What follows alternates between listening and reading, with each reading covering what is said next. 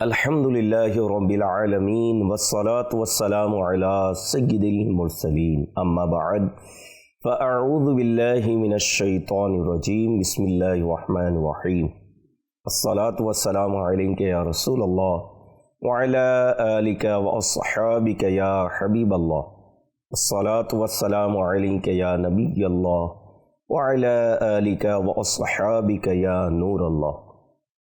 দূরের কাছের দেশের ও প্রবাসের ইসলামী ভাইয়েরা এবং মাদানী চ্যানেলের দর্শকবৃন্দ, সপ্তাহ ঘুরে আরও একবার আপনাদের মাঝে অনুষ্ঠান আম্বিয়া ইকরাম আলাইহিমুসসালাতু ওয়াসসালাম এর পবিত্র স্ত্রীগণ, এই অনুষ্ঠান নিয়ে আপনাদের মাঝে উপস্থিত হয়েছি। আসুন ভালো ভালো নিয়ত সহকারে আমরা দেখার প্রস্তুতি গ্রহণ করি।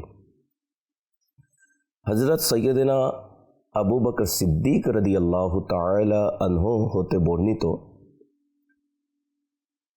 নবী করিম সাল্লাল্লাহু তাআলা আলাইহি ওয়াসাল্লাম এর উপর দুরুদ পাক পাঠ করাটা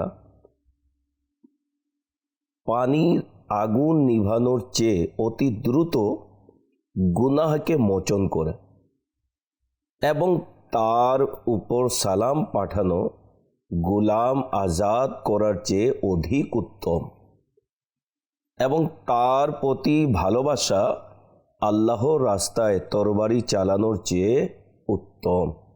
সাল্লু আলাল হাবিব সাল্লাল্লাহু তাআলা আলা মুহাম্মদ সাল্লাল্লাহু আলাইহি ওয়াসাল্লাম। এই রিওয়ায়াত দ্বারা বোঝা যায় যে দুরুদে পাক গুনাহ মোচন করার মাধ্যম রয়েছে। দুরুদে পাকের বরকতে গুনাহ মাফ হয়ে যায়। আল্লাহ তাবারাক ওয়া তাআলার দয়াতে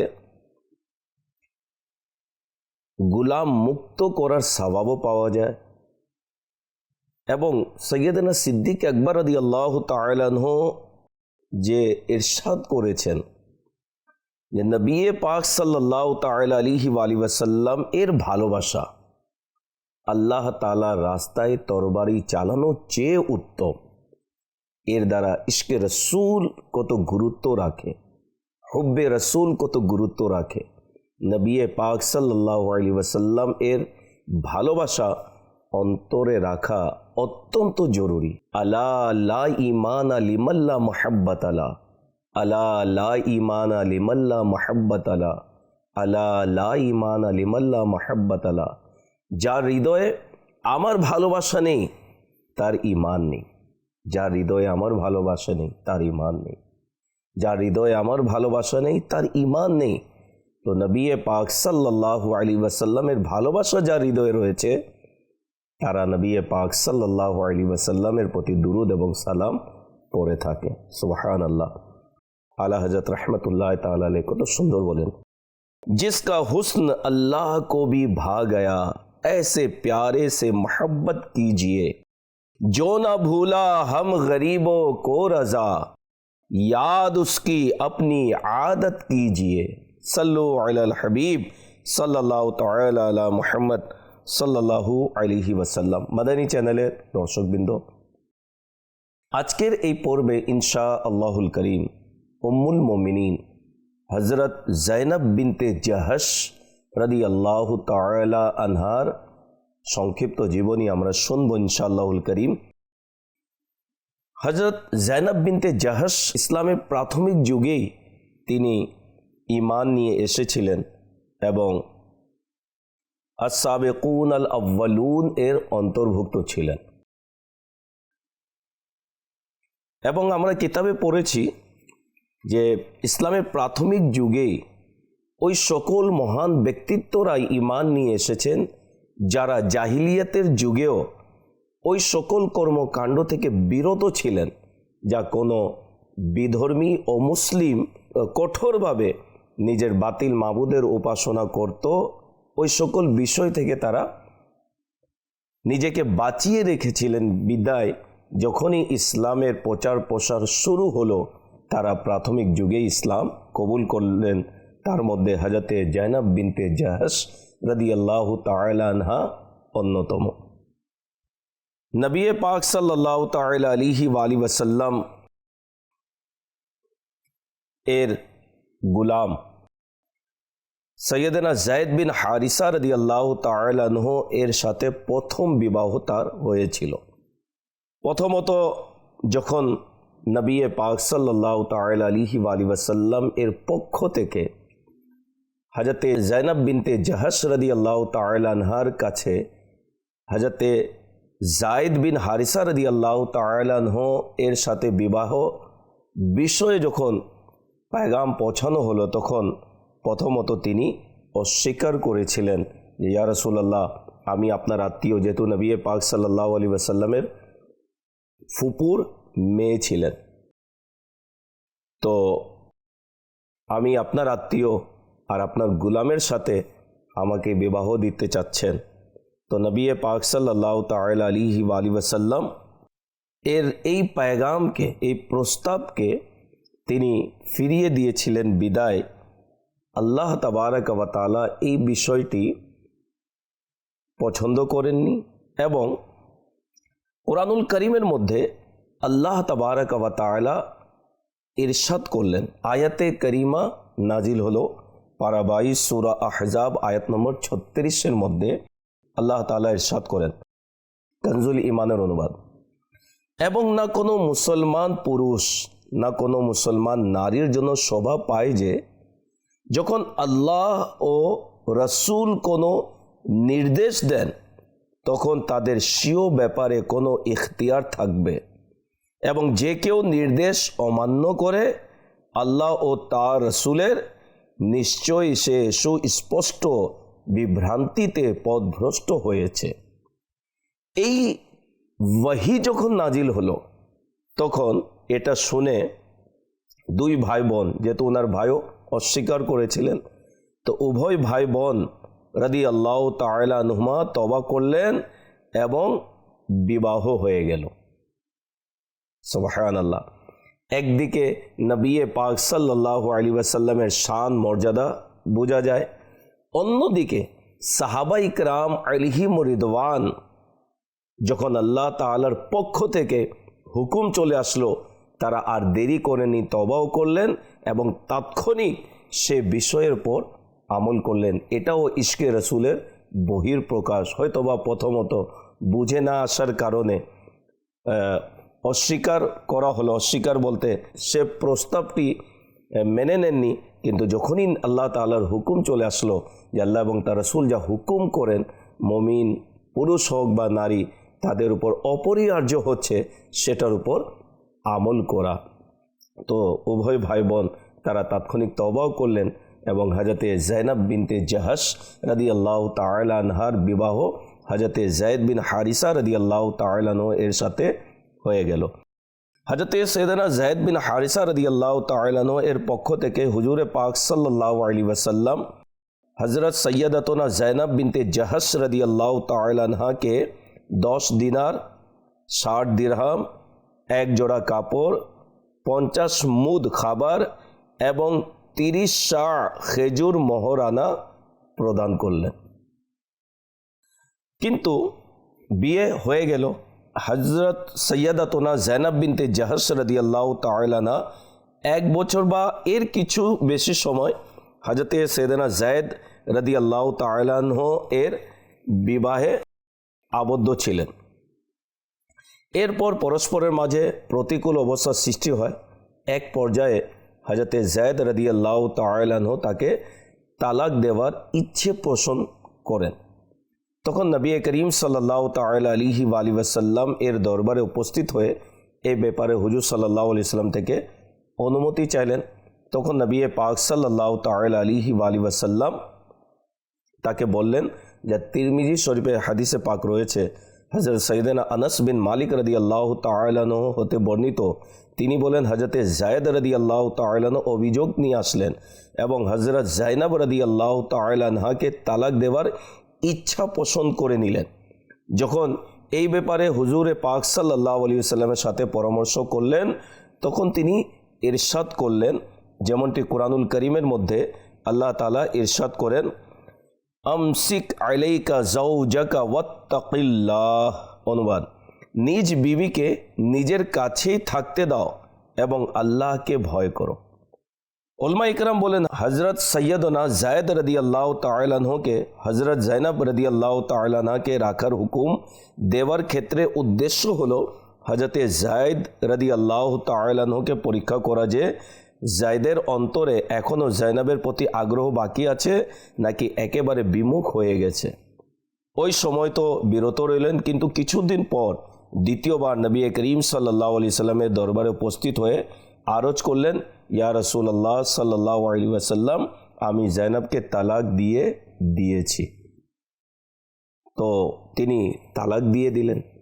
एखाने एकटी विषय प्रतीयमान हय, सेटी हच्छे যখনই এমন সিদ্ধান্তে স্বামী স্ত্রী পৌঁছে যায় যে আর সংসার করা যাবে না, তখন সিদ্ধান্ত না নিয়ে আমাদের যারা অভিভাবক, আমাদের যারা বড় গার্ডিয়ান যারা, তাদের কাছে গিয়ে কথা প্রথমত উপস্থাপন করা হয়, তাহলে অনেক ঝাই ঝামেলা থেকে আমরা বেঁচে যাব।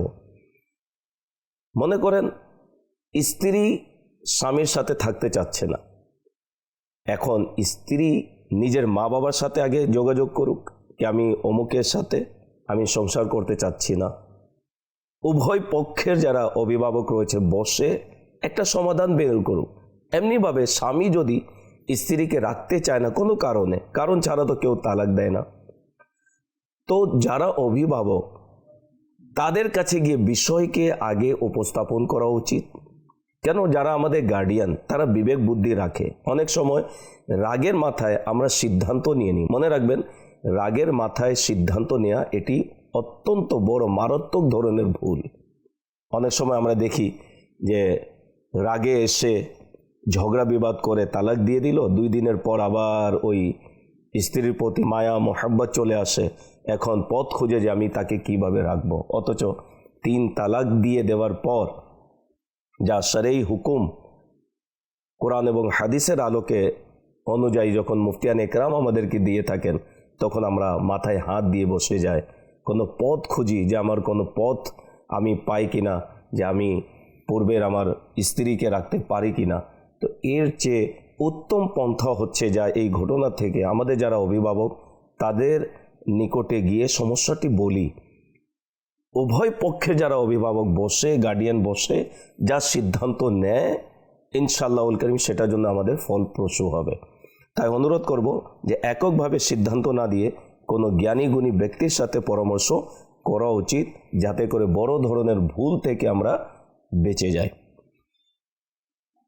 যখন হযরতে যায়েদ রাদিয়াল্লাহু তাআলা আনহু হযরতে জৈনব রাদিয়াল্লাহু তাআলা আনহাকে তালাক দিয়ে দিলেন এবং তিনি ইদ্দত পূরণ করলেন, তো নবী পাক সাল্লাল্লাহু তাআলা আলাইহি ওয়াসাল্লাম তার নিকট নিজের বিবাহের প্রস্তাব পাঠালেন এবং এই প্রস্তাবটি পাঠানোর জন্য নবী পাক সাল্লাল্লাহু আলাইহি ওয়াসাল্লাম হযরত যায়েদকেই নির্বাচন করলেন যে তুমি গিয়ে আমার বিয়ের প্রস্তাব জৈনবের কাছে পৌঁছিয়ে দাও।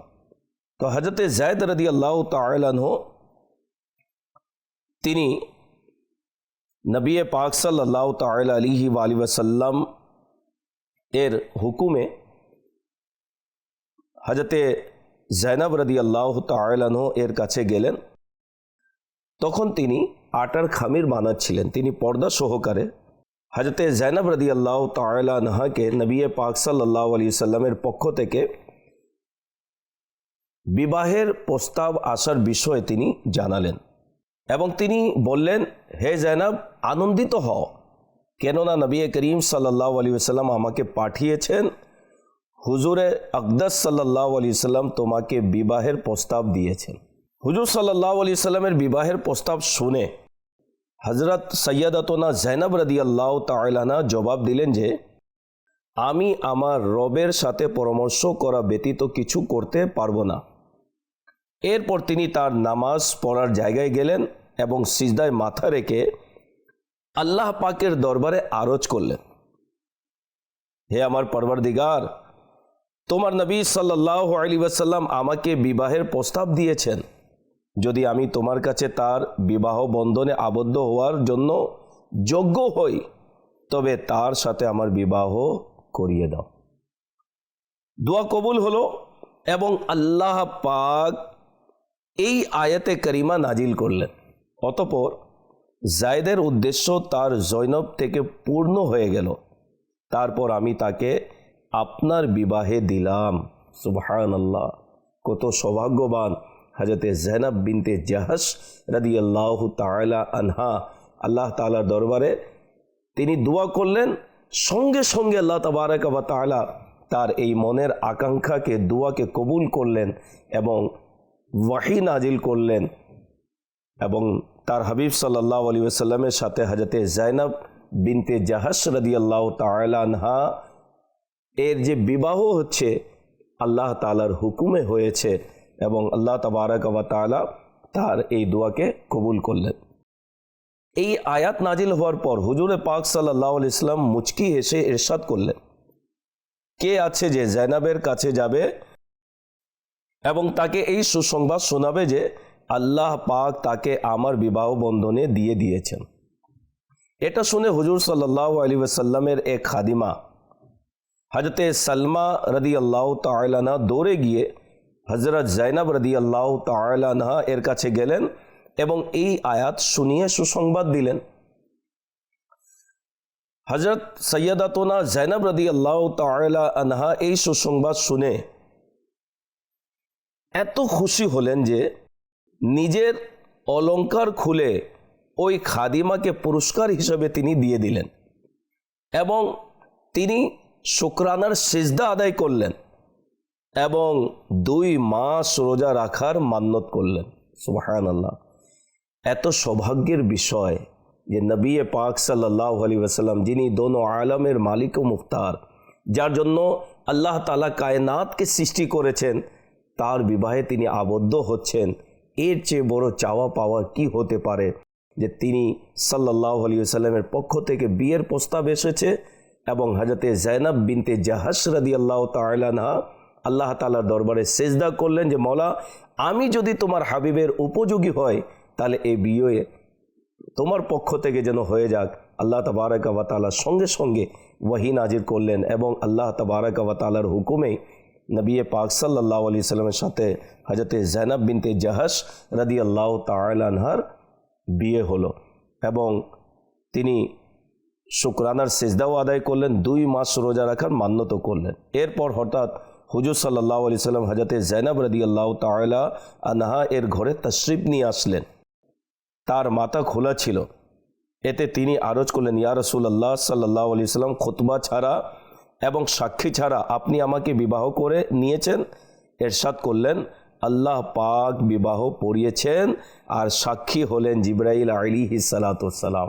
সুবহানাল্লাহ, শানে মুস্তাফা দেখুন, আজমতে মুস্তাফা দেখুন, স্বয়ং আল্লাহ বিবাহ করিয়েছেন তার হাবিবের এবং সাক্ষী হচ্ছেন ফেরেশতাদের যিনি সর্দার জিবরাইল আমিন আলাইহিস সালাতু ওয়াস সালাম। এরপর দিন নবী করিম সাল্লাল্লাহু আলাইহি সাল্লাম অলিমার দাওয়াতের ব্যবস্থা করলেন এবং এত বড় দাওয়াতের বন্দোবস্ত করলেন যে পবিত্র বিবিগণের মধ্যে কারো বিবাহে এত বড় দাওয়াতের আয়োজন করা হয়নি। সুবহানাল্লাহ, বর্ণিত আছে যে নবী করিম সাল্লাল্লাহু আলাইহি সাল্লাম মুসলমানদেরকে রুটি ও গোশত খাওয়াইছিলেন, এমনকি তারা পরিতৃপ্ত হয়ে গেল। খাবার খাওয়ার পর সবাই চলে গেল, কিন্তু 3 জন ব্যক্তি খাবার খেয়েও নিজেদের জায়গায় বসে কথাবার্তায় মগ্ন রইলেন। আর কথা বলার ধারাবাহিকতা এত দীর্ঘ হয়েছিল যে তাদের বসে থাকাটা হুজুরে পাক সাল্লাল্লাহু আলাইহি সাল্লামের জন্য খুবই কষ্টকর অনুভব হলো। অনেক সময় আমরাও মেহমান হয়ে যাই মেজবানের ঘরে, দেখা যায় আমাদের মেজবানি হয়ে গিয়েছে কিন্তু আমরা উঠে যাই না, বসেই থাকি। অনেক সময় মেজবানের জন্য বিরক্তিকর এই বিষয়টি হয়ে যায়, কিন্তু চক্ষু লজ্জায় কিছু বলতে পারে না। তো যারা আমরা মেহমান হয়ে যায় সে সময় আমাদের এই দায়িত্ব কর্তব্য যে কতক্ষণ সেখানে থাকব যাতে করে মেজবানের কষ্ট না হয়, এই বিষয়টি খেয়াল রাখা উচিত। তো নবী পাক সাল্লাল্লাহু আলাইহি ওয়াসাল্লাম এই বিষয়টি কষ্টকর হলো এবং 3 জন বসেছিলেন।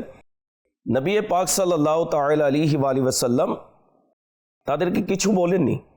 হুজুর সাল্লাল্লাহু আলাইহি ওয়াসাল্লাম সেখান থেকে উঠে গিয়ে নিজের হুজরায় চলে গেলেন পুনরায় যখন আবার আসলেন তখন দেখলেন যে ওই লোকেরা বসেই আছে। হুজুরে পাক সাল্লাল্লাহু আলাইহি সাল্লাম এটা দেখে পুনরায় হুজুরায় চলে গেলেন। তখন ওই লোকেরা বুঝতে পারলো আর উঠে গেল। এরই প্রেক্ষিতে আল্লাহ পাক মুসলমানদেরকে নবী করিম সাল্লাল্লাহু আলাইহি সাল্লামের দরবারের আদবের প্রতি সতর্ক করে আয়াতে মুবারকা নাজিল করলেন। এই বিষয়টি আল্লাহ পছন্দ করেননি এবং কোরআনুল করিমের মধ্যে আল্লাহ তাআলা ইরশাদ করেন,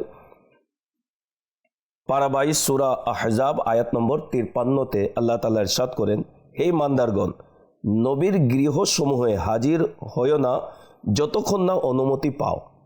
যেমন খানার জন্য আমন্ত্রিত হলে না এভাবে যে তোমাদেরকে দীর্ঘ সময় পর্যন্ত তা রান্না হওয়ার জন্য প্রতীক্ষায় থাকতে হয়। হ্যাঁ, যখন আহত হও তখন হাজির হও, আর যখন আহার করে নাও তখন ছড়িয়ে পড়ো।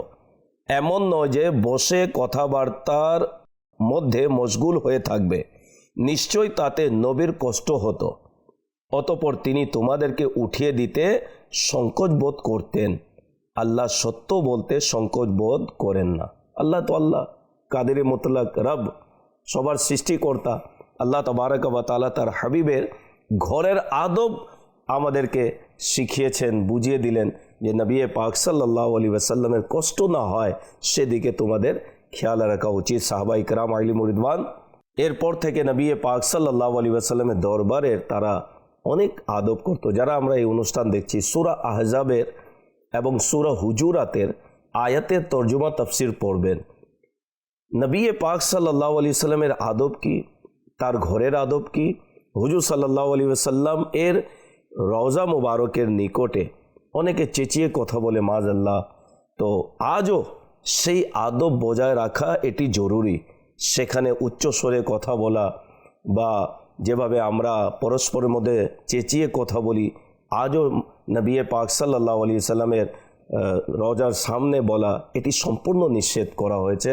অন্যথায় কোরআনুল কারীমের মধ্যে রয়েছে, কেউ যদি সেখানে চেঁচিয়ে কথা বলে হুজুর সাল্লাল্লাহু আলাইহি সাল্লামের আদবের বিপরীত এটি আমল বরবাদ হয়ে যাবে, টেরও পাবে না।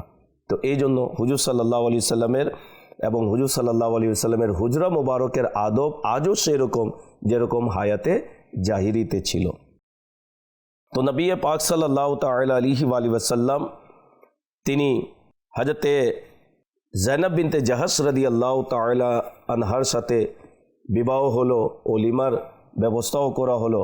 নবী পাক সাল্লাল্লাহু তাআলা আলাইহি ওয়াসাল্লাম এর তিনি বিবাহে আবদ্ধ ছিলেন এবং বলা হয় নবী পাক সাল্লাল্লাহু তাআলা আলাইহি ওয়াসাল্লামের সাথে তিনি জীবন অতিবাহিত করলেন। হুজুর সাল্লাল্লাহু আলাইহি সাল্লামকে অত্যন্ত ভালোবাসতেন এবং নবী পাক সাল্লাল্লাহু তাআলা আলাইহি ওয়াসাল্লাম এর ঘরে যখন তিনি আসলেন, তিনি নিজের হাত দিয়ে হস্তশিল্পের তিনি কাজ করতেন এবং সেখান থেকে যা উপার্জন হতো সব কিছু তিনি আল্লাহ তাবারক ওয়া তাআলার রাস্তায় সদকা করতেন। সুবহানাল্লাহ। এবং তার শান এবং মর্যাদা ব্যাপারে হযরতে আয়েশা সিদ্দিকা রাদিয়াল্লাহু তাআলা আনহা ইরশাদ করেন, নবী পাক সাল্লাল্লাহু তাআলা আলাইহি ওয়াসাল্লাম এর দরবারে এক বিশেষ মর্যাদার অধিকারী তিনি ছিলেন। নবী করিম সাল্লাল্লাহু তাআলা আলাইহি ওয়াসাল্লামের সবচেয়ে প্রিয় স্ত্রী হযরতে আয়েশা সিদ্দিকা রাদিয়াল্লাহু তাআলা আনহা বলেন, হুজুর সাল্লাল্লাহু আলাইহি ওয়াসাল্লামের দরবারে মর্যাদা ও মাহাত্ম্যের দিক দিয়ে তিনি আমার সমকক্ষ ছিলেন এবং তার কিছু উচ্চ গুণাবলীর কথা আলোচনা করে বলেন, আমি তার চেয়ে বড় দিনদার এবং খোদাভীরু, সত্যবাদী, আত্মীয়তার সম্পর্ক রক্ষাকারী এবং দান সৎকারী আর কোনো মহিলা দেখিনি। এমন বৈশিষ্ট্য গুণাবলী হযরতে যায়েনব বিনতে জাহশ রাদিয়াল্লাহু তাআলা আনহার মাঝে ছিল। নবী পাক সাল্লাল্লাহু তাআলা আলাইহি ওয়াসাল্লাম কে তিনি অত্যন্ত ভালোবাসতেন। হুজুর সাল্লাল্লাহু আলাইহি ওয়াসাল্লামের খেদমতও করেছেন এবং নবী পাক সাল্লাল্লাহু তাআলা আলাইহি ওয়াসাল্লাম এর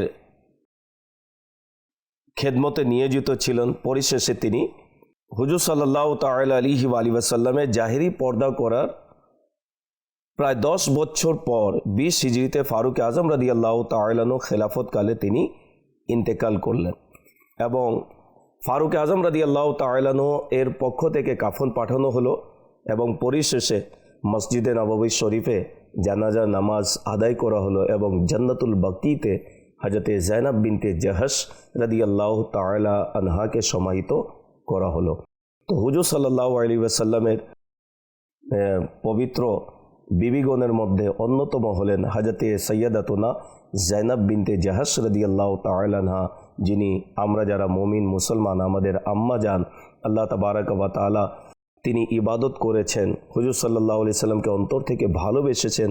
শুধু বিয়ের প্রস্তাব আসলো এবং যে নিয়ে এসেছিল তাকে নিজের অলংকার তিনি গিফট করে দিলেন এবং 2 মাসের নফল রোজা রাখার মান্যত করলেন। অর্থাৎ নবী পাক সাল্লাল্লাহু আলাইহি সাল্লামকে প্রত্যেক আজওয়াজে মোতাহারাত উম্মুল মুমিনিনরা অত্যন্ত ভালোবাসতেন এবং হুজুর সাল্লাল্লাহু আলাইহি ওয়াসাল্লামও পবিত্র বিবিগণদেরকে ভালোবাসতেন। একজন স্বামী স্ত্রীর মাঝে কিভাবে ভালোবাসা থাকা উচিত, হুজুর সাল্লাল্লাহু আলাইহি ওয়াসাল্লামের সিরাত অধ্যয়ন করলে এই বিষয়টি প্রতীয়মান হয়। আল্লাহ তাবারাক ওয়া তাআলা আমাদেরকে যা শুনেছি তার উপর আমল করার, অন্যান্য ইসলামী ভাই ইসলামী বোনের কাছে পৌঁছানোর তৌফিক দান করুক। পরবর্তীতে ইনশাআল্লাহুল করিম আরেকজন উম্মুল মুমিনিনের জীবনী নিয়ে আবারও উপস্থিত হব। সাল্লু আলাল হাবিব সাল্লাল্লাহু তাআলা আলা মুহাম্মদ সাল্লাল্লাহু আলাইহি ওয়াসাল্লাম।